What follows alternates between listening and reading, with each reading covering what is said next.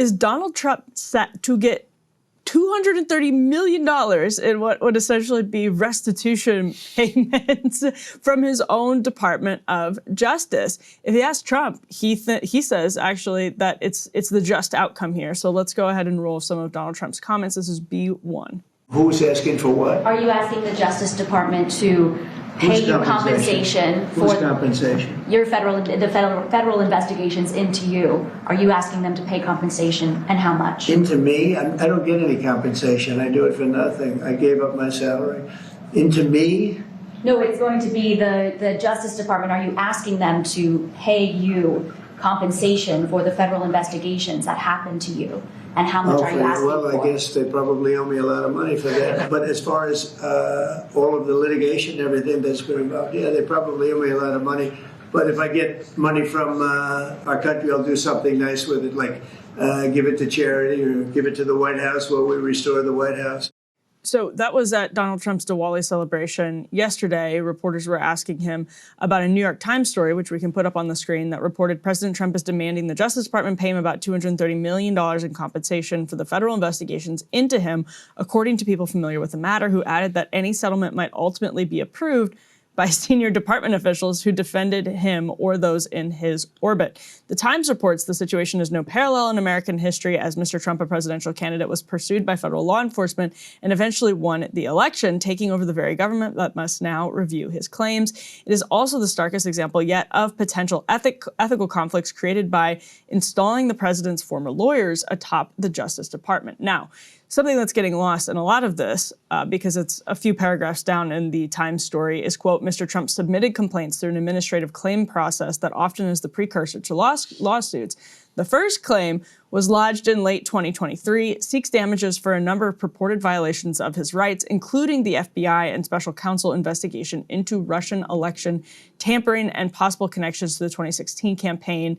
That's according, again, to people familiar with the matter. And the second complaint was filed before the election last year in the summer of 2024 and accuses the FBI of violating, quote, Mr. Trump's privacy by searching Mar-a-Lago, his club and residence in Florida, in 2022 for classified documents. It also accuses the Justice Department of malicious prosecution and charging him with mishandling sensitive records after he left office. And Sarah Bedford over at the Washington Examiner points out, again, both of those claims for damages were filed before he became president, again, when he was in the middle of spending, as she says, millions of dollars defending himself against politicized cases that ultimately got thrown out.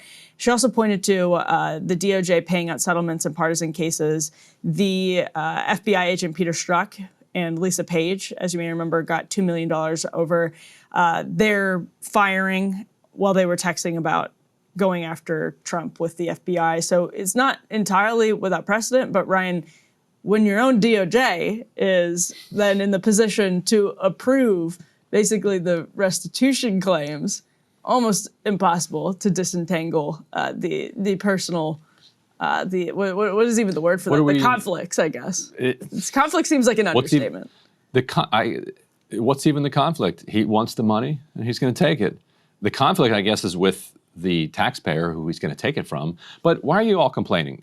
This is $1 from every adult in America. Yeah, it's $1 to the Trump Defense Fund. It's $1. You don't have $1 for our president for what you did to him. $1.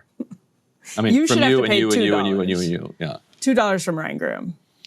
If he could do that, he would definitely say, okay, $3 from every Democrat.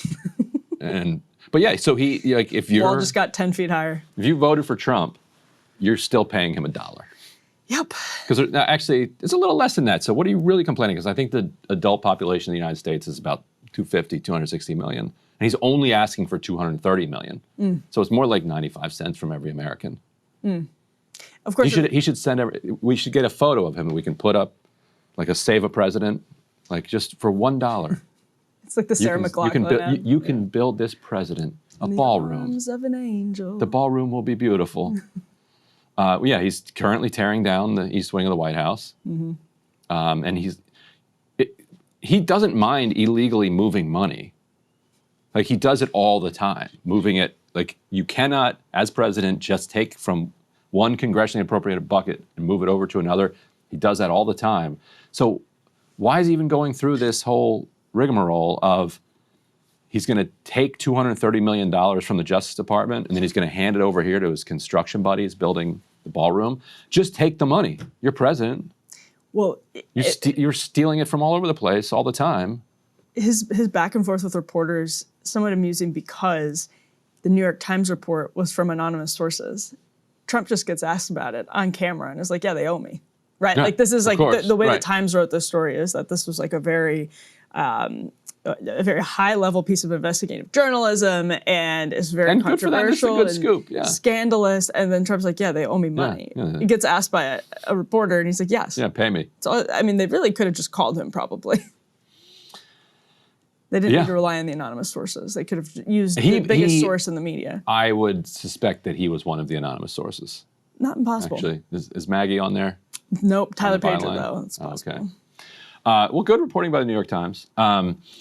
Utterly preposterous, utterly outrageous. Like there aren't enough words for the idea that a guy who's made himself already $1 billion through his like crypto scams. He and his kids running these crypto scams where he's getting all these people who want things from the American people. So he thinks that because he's president, they want things from him. So people should therefore legally be able to bribe him, give him crypto, give him money. Because he really believes he's like Napoleon, like he's the revolution, he's the state. He really believes that. But he's not. The government is, in the United States of America, supposed to be a representative of the American people. It's the American people's money, it's the American people's government. Well, remember when he posted the Napoleon quote, "He who saves his country violates no law." Yeah. Right? I'm paraphrasing, I think. Yeah, I think it was a made-up Napoleon quote too, right? Oh, it was apocryphal? It might be, I don't know. Either way, Who cares? He posted it. I think in all caps Yes, too, actually. of course. Yes, he did. So, yes, these claims were filed before he was president. Probably, from Trump's perspective, it would make sense. Drop the claims. He doesn't need $230 million from the U.S. government to go into construction. He already has millions and millions of dollars from the tech companies that he just threw a dinner for, not just tech companies, but all of these companies that are funding the White House renovations. He's also, made... who is doing this work? You cannot get people to show up on job sites in Washington, D.C. because of ICE running around everywhere. Who's doing this work? This is an interesting question. Well, they also have said that Treasury employees, because this is the East Wing, have to stop taking pictures of the construction. Basically, the only place you have a good view is from Treasury. You really can't see it if you're, I mean, press barely can see it. So, I mean, maybe some people with like telephoto lenses are able to get pictures, but it's really hard to see. So, no idea, but on top of all of that, so basically his net worth has ballooned because of crypto, or the Trump family net worth has ballooned because of crypto. It will certainly benefit him when he is out of office. The $230 million in compensation from taxpayers, basically, could just be dropped now that he is president. These were claims that were filed before he was president in damages. He won. So he doesn't need the money. Could just drop it and then have no significant conflict of interest questions floating over the administration. But I feel like maybe we're just beyond that, Ryan. Right. Donald Trump, I will not take a salary because I care so much about the American public. Keep this $400,000. But I will take $230 million from you. 230. Yeah. Cool, 230. Well, the other part of this, it's more understandable, I suppose, as like a punishment and a disincentive for further corruption if you aren't in the process of attempting to reorganize the Department of Justice itself. So he controls the Department of Justice right now, which is obviously the predicate for this entire story. So if he's worried about punishing the U.S. government and creating a disincentive, which, by the way, I was support, the DOJ acted horribly throughout the Russia collusion investigation, the punishment looks like Donald Trump getting reelected and completely reorganizing and dismantling the DOJ. The $230 million in potential payments seems like small potatoes compared to him reorganizing the FBI and the DOJ completely as president. So it seems like the thing to do would just be drop the claims.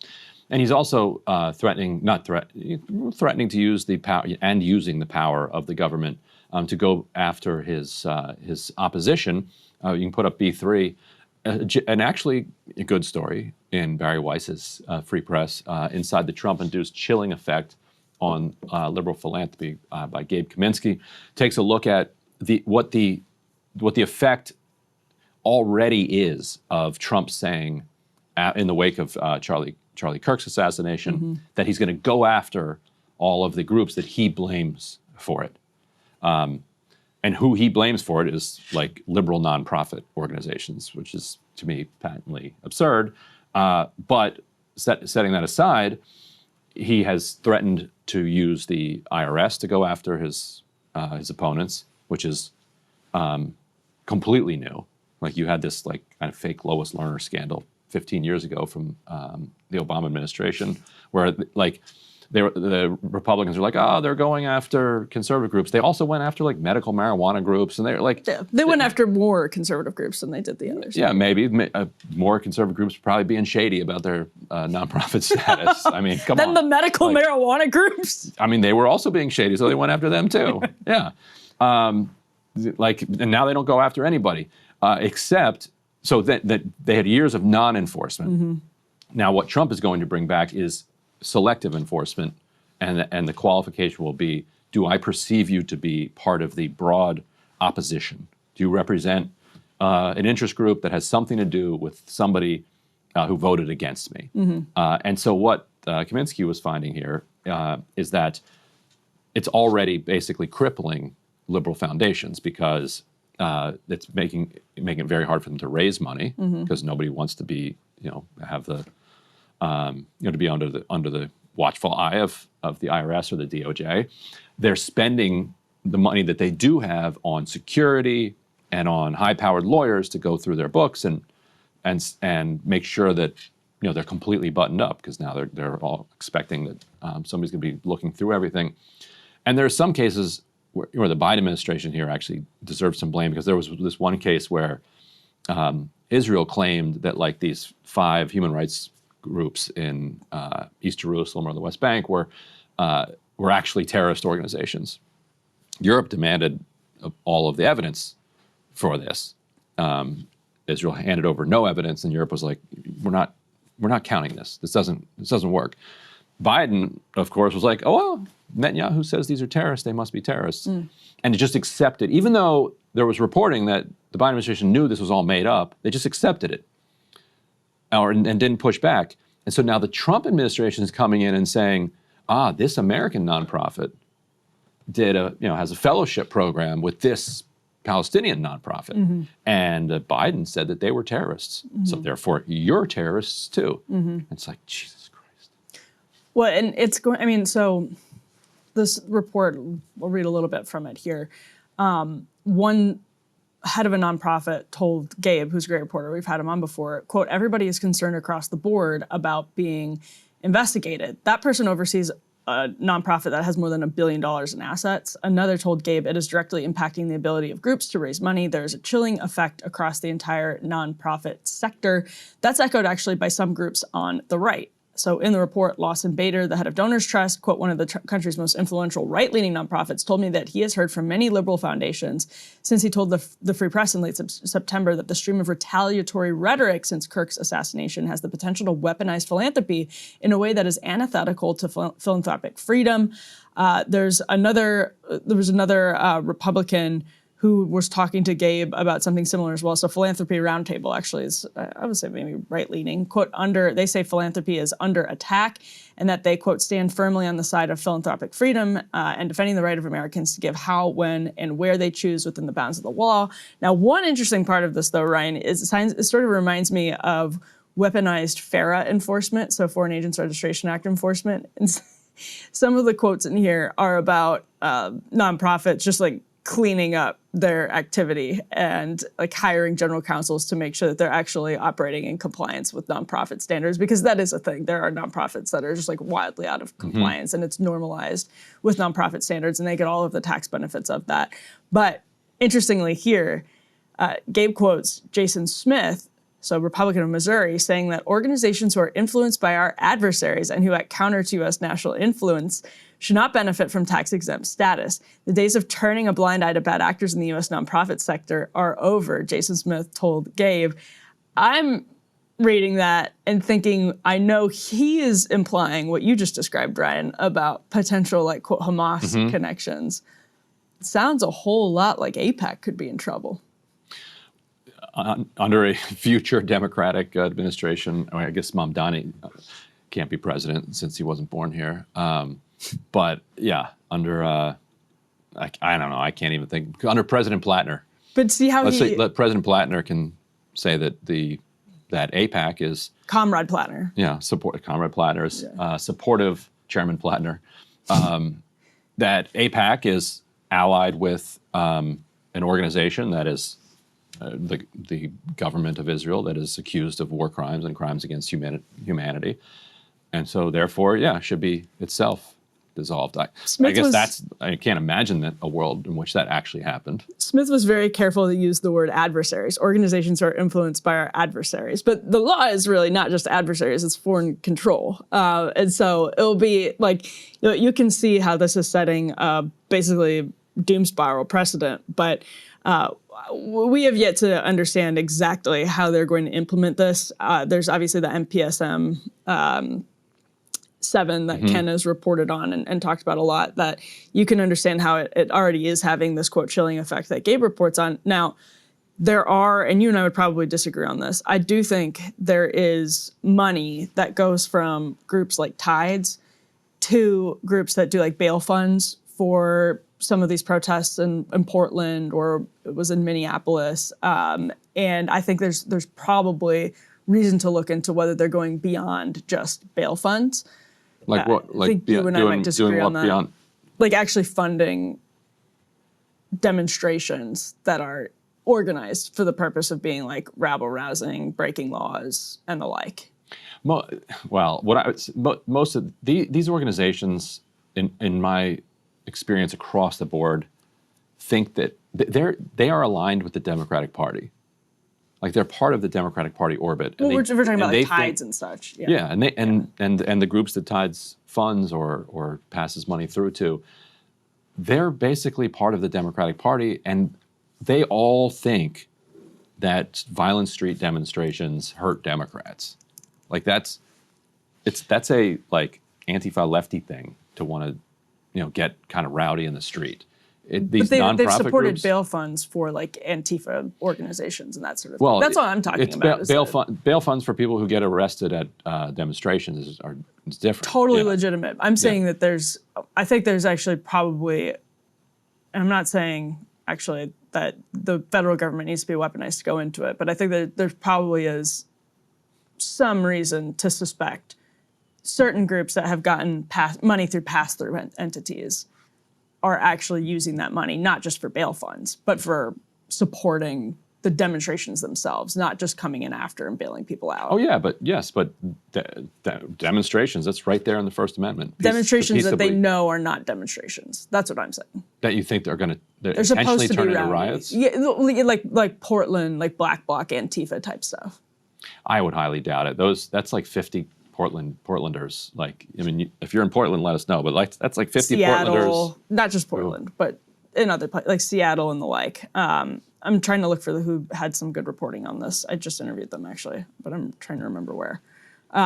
Anyway, that's beside the point. The bigger point is that the larger effort here, and this is what I should have started by saying, I don't think there's some like vast, widespread conspiracy to prop up, using George Soros money, violent Antifa rioters. I don't think that's the case. And I think what the Trump administration is doing is another example of obviously weaponizing the government in a way that is going to be flipped around the second there's a Dem back in office. It doesn't matter if it's happened to some degree before, it's going to happen on a higher degree now into the future. And something you said stuck with me a few weeks ago, Ryan. It's that when you start having this chilling effect on people getting into power or people organizing, whatever it is, you just incentivize people having action or exercising agency in the political process. And that's dangerous for everyone. Right.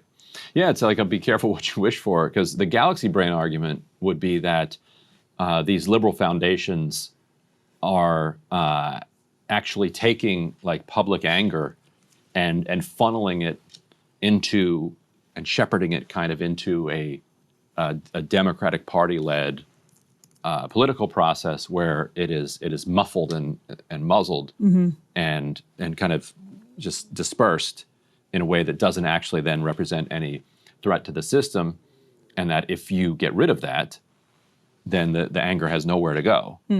And so the anger then just bursts out wherever it bursts out in different populist moments. Because the first analysis that people will have when they start learning about philanthropy is like, oh, how ironic it is that the children and the grandchildren and the descendants of the Carnegies and the Fords and all Rothschilds and the Soroses and like all of these, or the all of these like oligarchs and plutocrats from 150 years ago, their descendants are now, working against the plutocratic interest and working to uplift the working class and the public. And then after you've been in it for a while, you're like, oh wait, actually, it's what we think it is. It is capital, just exploiting tax policy in order to hoard wealth, and using that wealth to actually kind of muffle discontent with the contradictions and problems that the plutocrats created 150 years ago. So go ahead and get rid of that and see what happens. Would be the galaxy brain take. Yeah, well, I mean, nonprofit. We should do a full segment on like nonprofit laws, period, Right. and like how they've just been. Yeah, the shorter version of it was like it's actually Soros and Tides that are holding people back. You think that they're coming for you? No. It's the opposite. Not yet. Yeah. Not yet. Yeah, well, we'll see. We will see, but it's. I thought it was a good report. So. Something to keep an eye on for sure. And by the way, it's pretty interesting that in this climate where criticism of Trump is like your ticket to ostracization in the conservative movement, that you have Donors Trust and Philanthropy Roundtable saying anything, because it's literally a climate where A, Trump is super sensitive to these loyalty litmus tests, and B, he's weaponizing is weaponizing the IRS and others to go look at people's nonprofit statuses. So that tells you how concerned people are about the precedent that this could potentially set. And I think that tells you how serious the precedent that's being set is. So the fact that you have those groups talking about it is significant in and of itself, even if you don't buy it and whatever, you think it's bullshit. It's a fairly bold thing to do in this environment to even make those statements if you're Donors Trust or Philanthropy Roundtable. This is true. Hey, if you like that video, hit the like button or leave a comment below. It really helps get the show to more people. And if you'd like to get the full show ad-free and in your inbox every morning, you can sign up at breakingpoints.com. That's right. Get the full show, help support the future of independent media at breakingpoints.com.